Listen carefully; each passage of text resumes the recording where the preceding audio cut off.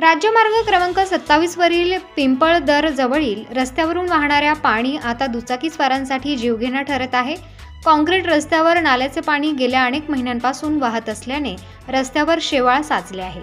या दुर्लक्षामुळे दररोज दुचाकीस्वार अपघातग्रस्त होत असून जीवितहानी व गंभीर जखमांचा धोका सतत वाढत आहे।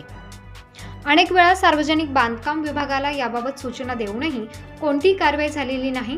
शेवाळामुळे दुचाकी घसरून होणारे अपघात हा रोजचा अनुभव झाला आहे। या रस्त्याच्या बाजूला शाळेत जाणाऱ्या चिमुकल्यांना रोज या अपघातांचे साक्षीदार व्हावे लागत आहे। या बालकांनी आपल्या लहानग्या हातांनी अपघात क्षेत्र असा फलक तयार करून रस्त्यावर इशारा दिला आहे। चिमुकल्यांचा हा प्रयत्न प्रशासनाला लाजवणारा आहे। अपघातांमुळे स्थानिकांमध्ये संतापाची लाट उसळली आहे। त्यांनी बांधकाम विभाग व प्रशासनाला तातडीने कारवाईची मागणी केली। जर त्वरित उपाययोजना झाल्या नाहीत तर नागरिकांनी तीव्र आंदोलनाचा इशारा दिला आहे।